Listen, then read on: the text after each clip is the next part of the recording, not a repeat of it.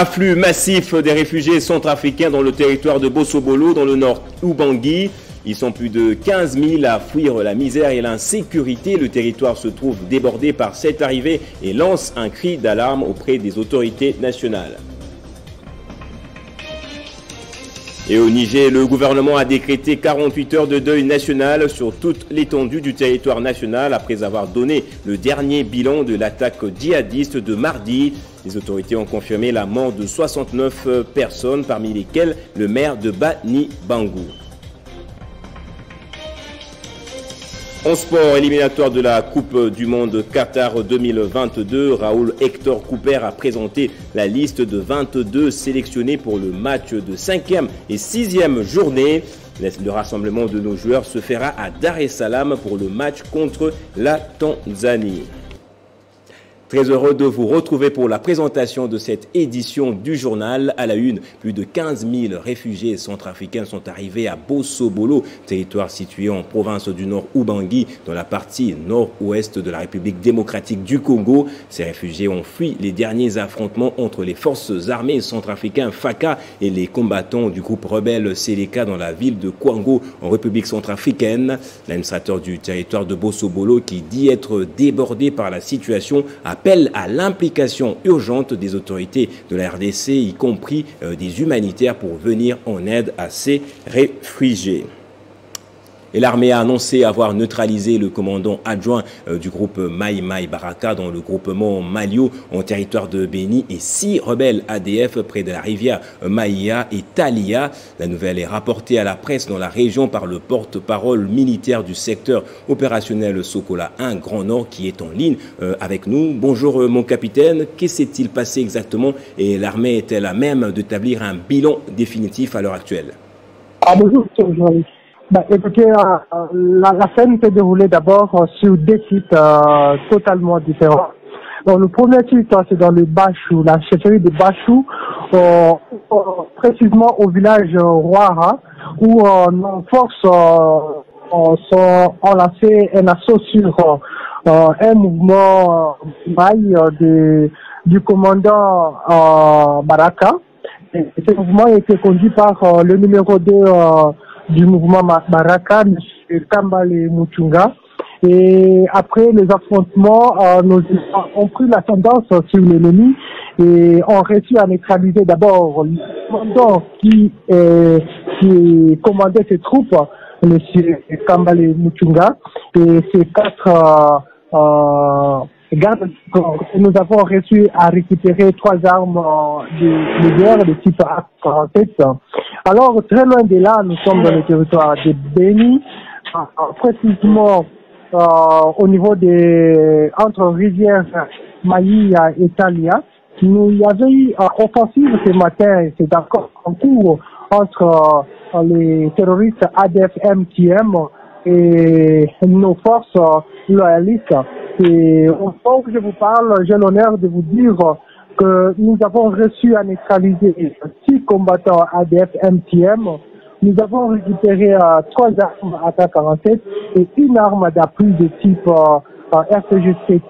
Voilà un peu d'une façon ramassée la situation d'aujourd'hui dans la région de Béni. Mais du côté FARDC, nous avons enregistré un mort et qui ont été vite ramenés à l'hôpital. Merci mon capitaine pour cet éclairage. Et le ministère de la Défense nationale et des anciens combattants est très attentif à la situation que traversent les anciens combattants, les veuves militaires, épouses militaires et leurs dépendants. C'est la vice-ministre à la Défense Séraphine Kiloubou qui a récolté tous les désiderata de cette autre couche de forces armées pour des solutions dans un délai très proche. Les anciens combattants, les veuves, orphelins et épouses militaires ont répondu prêts à l'invitation de leur ministère des tutelles. C'est la vice-ministre à la Défense nationale et des anciens combattants qui a pris tout son temps à collecter les désiderata en vue d'y trouver solution durable. Du 6 au 11 septembre, il a mis en place une commission chargée de faire un état des lieux sur la gestion, notamment des anciens combattants, des retraités, des veuves et des orphelins des non-militaires. Des propositions de mesures à prendre ont été faites en vue d'améliorer les conditions de vie de nos retraités, veuves et orphelins. À ce propos, le ministère est engagé à solliciter au Parlement et au gouvernement une bonne prise en charge des militaires, des retraités et leurs dépendants. C'est par cette commission mise en place par le ministère de la Défense nationale et des anciens combattants que toute la situation qui touche aux anciens combattants, aux veuves, aux épouses militaires et leurs dépendants sera résorbée avec précision. Séraphine Kiloubou, vice-ministre à la Défense nationale et des anciens combattants, avait dans sa gibecière des biens matériels et un appui financier pour accompagner cette autre couche des forces armées. Et le gouverneur AI du Congo central, Justin Luemba Makosso, a reçu hier jeudi un groupe d'investisseurs turcs qui souhaitent travailler dans la réhabilitation des infrastructures portuaires en province. Ils étaient accompagnés de quelques représentants de la Société commerciale des transports et ports SCTP. Quelques semaines après le passage du chef de l'État Félix Antoine Tshisekedi au Qatar, où il a pris langue avec plusieurs investisseurs, ce voyage produit déjà deux effets. C'est le cas de cette délégation composée des responsables de African Union Financial Service, AUFS en sigle, la SCTP et les investisseurs turcs qui souhaitent travailler dans la modernisation des infrastructures portuaires. Ils ont fait savoir au gouverneur intérimaire Justin Luemba Makosso au cours de cette audience leur accordée ce jeudi 4 novembre 2021. La délégation turque qui est venue répondre à l'appel du chef de l'État et surtout à l'appel des Congolais pour le grand port de Matadi être réhabilité complètement et envisager la construction du port en eau profonde de Banana. Nous sommes venus ici avec une forte délégation. Pour deux grands projets, nous allons faire une étude de faisabilité. Le premier est la réhabilitation des ports existants et le deuxième projet c'est de construction d'un nouveau port. Nous sommes dans une zone pratiquement décisive par rapport aux enjeux qui sont de l'heure. La concurrence est là et nous n'avons pas voulu croiser les bras. Je crois que leur présence est la bienvenue et nous sommes venus ensemble pour voir les possibilités de voir comment moderniser le port de Matadi, celui de Boma. Et comme ils ont aussi l'intention de voir comment construire un port en eau profonde, c'est-à-dire que nous devons voir dans quelle optique nous pouvons nous insérer dans ces circuits-là pour que demain Matadi change de visage et le port de Boma également. Parce que somme toute, même s'il y a le port en eau profonde, soyez rassurés que l'activité va continuer par rapport au transport. Et les journalistes membres de l'UNPC Kinshasa étaient hier dans les rues pour réclamer la libération immédiate du journaliste Patrick Lokala, détenu au cachot du parquet de Matete. Pour la corporation, le vice-président de l'UNPC Kinshasa a été arrêté injustement et sans respect des normes juridiques par les services de la sécurité depuis une semaine. Selon les confrères en sit-in, cette arrestation est commanditée par le ministre de Petentik, Augustin Kibasa Maliba, dont ces derniers seraient lésés par les analyses du journaliste Lokala contre l'existence de la taxe RAM. Un journaliste, il a droit à évoluer en société, il a droit à donner l'information. On ne doit pas le fermer. Nous sommes en démocratie. Nous nous sommes beaucoup battus pour un état de droit. Nous demandons et nous réclamons la libération sans condition de notre confrère. Il est justement arrêté pour demander à ce que le ministre, qui selon nos sources financerait, aurait financé pratiquement l'arrestation de Lokala, et nous sommes là pour rencontrer le ministre Kibasa, justement pour réclamer la libération du Patrick. Il s'est de signaler que cette marche connaît la présence de plusieurs journalistes et des personnalités politiques, notamment les députés provinciaux Mike Moukebaye, qui a fustigé le non-respect de la liberté de la presse. Le journaliste est détenu dans des conditions infrahumaines. C'est un petit local, je crois, de 3 mètres sur 1, où il y a, je crois, une vingtaine de personnes, femmes et hommes détenus. Je ne sais pas si le président de la République est au courant, je ne sais pas si c'est ça l'état de droit. Ces journalistes ont déposé un mémo au directeur des cabinets du ministre Kibasa demandant la relaxation sans condition de Patrick Lokala en dehors de jours. Ils exigent aussi la désolidarisation du ministre de Petentik et l'ex-confrère radié de la corporation, Joseph Kazadi. Monsieur le ministre n'était pas présent. Il a délégué son directeur de cabinet, Maître Séraphin, à qui les collectifs, via l'entremise de Peter Tiani, a remis un mémo fustigeant l'arrestation de notre confrère Patrick Local. De sa part, les représentants du ministre, Maître Séraphin, nous a garanti que dans 48 heures, les cabinets, pas M. Jeff Caleb, gardien de la corporation, mais les cabinets, M. Kibasa, va se déployer pour que M. Patrick Lokala soit relaxé. Les professionnels de la plume, en manifestant, se sont plaints du silence absolu du ministre de la Communication et Médias, Patrick Mouyaya, face à cette injustice et énième cas de mauvais traitement des chevaliers de la plume. Et puis dans le Maniema, l'université Mapon a organisé les journées scientifiques conjointes 2021 pour ces deux facultés de Polytechnique et des sciences économiques. Ces journées ont pour objectif de pousser l'université de Maniema à répondre à l'une de ses missions, travailler au service de la communauté.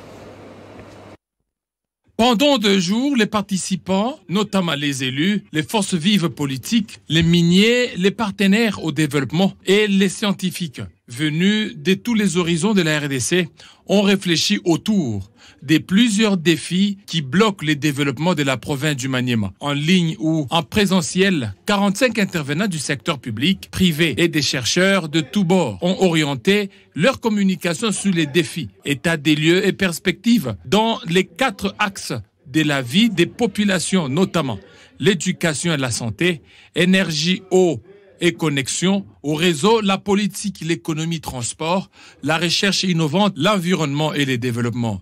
Les recteurs de l'université Mapon, le professeur Jimmy Kalenga Kalunde, croient à l'engagement actif de chaque acteur cité dans différentes recommandations.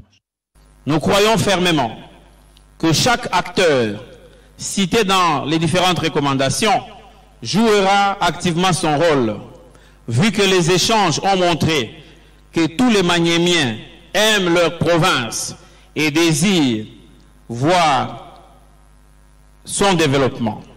Pour le gouverneur intérimaire du Maniema, représenté à ses assises par le ministre des Médias et Travaux Publics Cyprien Samba Mwamba Samba, toutes les recommandations seront transmises à l'autorité et en vue de leur adoption. Plusieurs résolutions en termes de recommandations ont été formulées par les participants de ces journées scientifiques. C'est notamment organiser les cours de formation par compétences en faveur des professeurs et chefs des travaux et assistants des institutions supérieures et universitaires de la province du Maniema, les recycler sur les nouvelles technologies de l'information et de la communication, faire une évaluation institutionnelle des établissements de l'enseignement supérieur et universitaire Maniema. Et l'actualité en Afrique. À présent, les autorités nigérianes ont confirmé jeudi la mort de 69 civils dans la région de Tillabéri dans une embuscade djihadiste survenue mardi 2 novembre.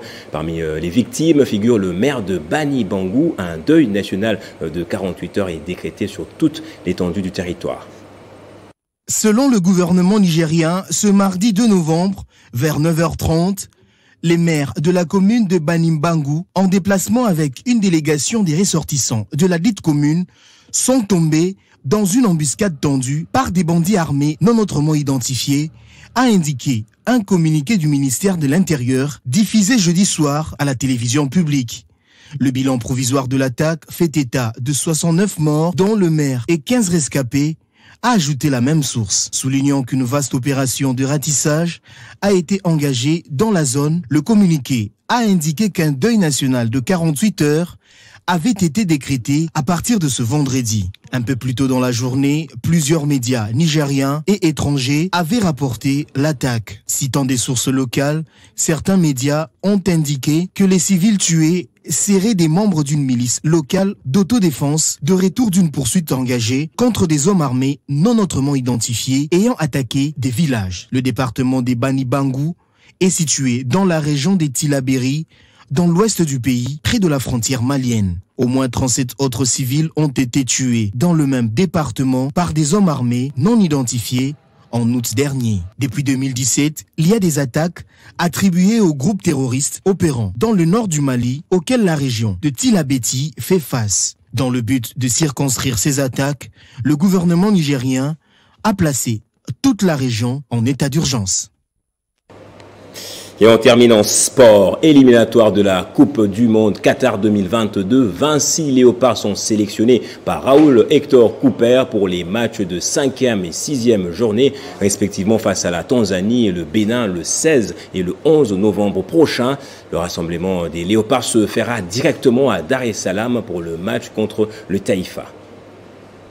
Les Léopards doivent s'imposer lors de ces 2 dernières journées en vue d'une qualification au prochain tour après une prestation mi-figue mi-raisin lors de leur précédente sortie. Après avoir été accroché lors de la première journée par la Tanzanie, la RDC devra trouver d'autres solutions pour venir à bout de cette équipe qui mène la danse au classement dans le groupe J avec 7 points, ex-aequo avec les écureuils du Bénin. Pour achever cette mission, le technicien argentin a fait appel à 26 Léopards, dont 3 gardiens de but. Il s'agit des Kiasumbwa Joël, Mpas Nzao Lionel, Lomboto Hervé. 9 défenseurs figurent sur cette liste. Il s'agit des Idumba Fassika Nathan, Marcel Tisserin, Djouma Chabani Wadol, Louindama Christian, Mbemba Mangoulou Chancel, Moukoko Amale Dieu Merci, Ngonda Muzinga Glody, Ntsakala Fabrice et Maswaku Arthur. On retrouve également 6 milieux de terrain dont Bastien Samuel, Kayembe Edo, Fabrice Ngoma, Mutusami Samuel, Kakuta Gaël et Niskans Kebano.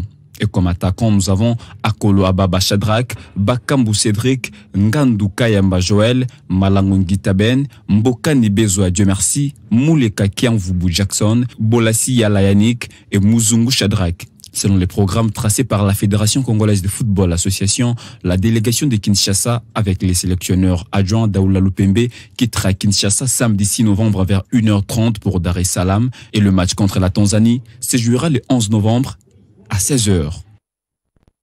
Place au rappel des titres à présent. Afflux massif des réfugiés centrafricains dans le territoire de Bossobolo dans le nord Ubangui. Ils sont plus de 15 000 à fuir la misère et l'insécurité. Le territoire se trouve désormais débordé par cette arrivée et lance un cri d'alarme auprès des autorités nationales. Et au Niger, le gouvernement a décrété 48 heures de deuil national sur toute l'étendue du territoire national après avoir donné le dernier bilan de l'attaque djihadiste de mardi. Les autorités ont confirmé la mort de 69 personnes, parmi lesquelles le maire de Banibangou. Et en sport, éliminatoire de la Coupe du Monde Qatar 2022, Raoul Hector Cooper a présenté la liste de 22 sélectionnés pour le match de 5e et 6e journée. Le rassemblement de nos joueurs se fera directement à Dar es Salaam. Restez avec nous pour la revue de presse.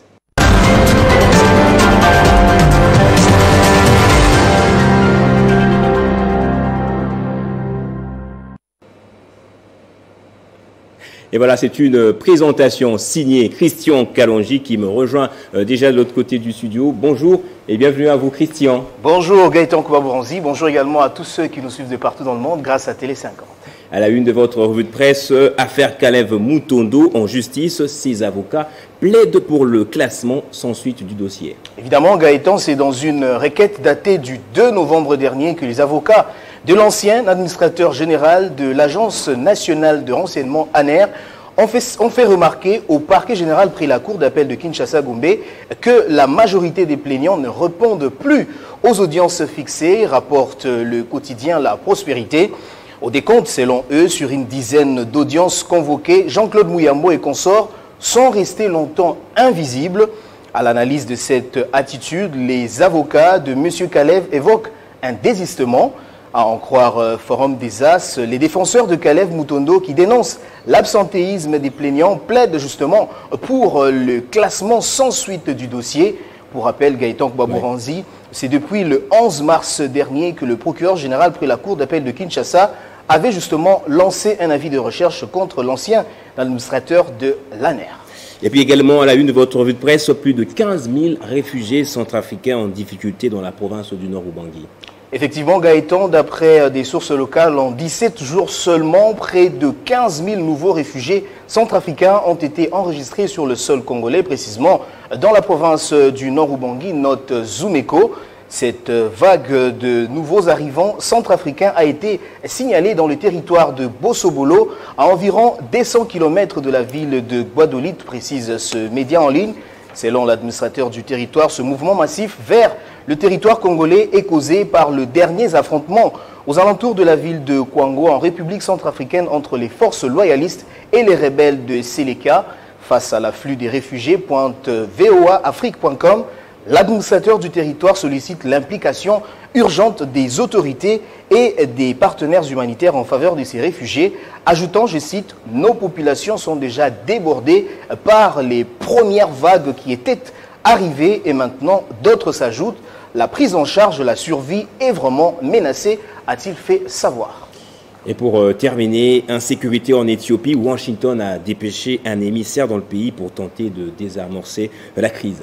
Effectivement, Gaëtan, il faut dire que la situation en Éthiopie demeure de plus en plus préoccupante depuis quelques jours maintenant. Selon Radio France Internationale, l'émissaire américain est déjà à pied d'œuvre sur place dans la capitale Addis Abeba pour tenter d'arracher la paix. Les rebelles tigréens continuent de progresser vers la capitale éthiopienne, mais le gouvernement de la République promet de se battre jusqu'au bout pour sa survie. Dans la capitale, l'inquiétude continue de grandir et d'après des diplomates et des observateurs, les espoirs sont malheureusement minces. Le gouvernement ne semble cependant pas prêt à négocier. Un porte-parole a déclaré que l'Éthiopie n'allait pas sombrer devant la propagande blanche et qu'elle menait une guerre pour sa survie. Merci Christian Kalonji pour cette présentation et bon début de week-end chez vous. Je vous en prie, Gaëtan Problancy. C'est par ici que ce journal prend fin. Merci infiniment pour votre fidélité. L'actualité reste en continu sur votre chaîne.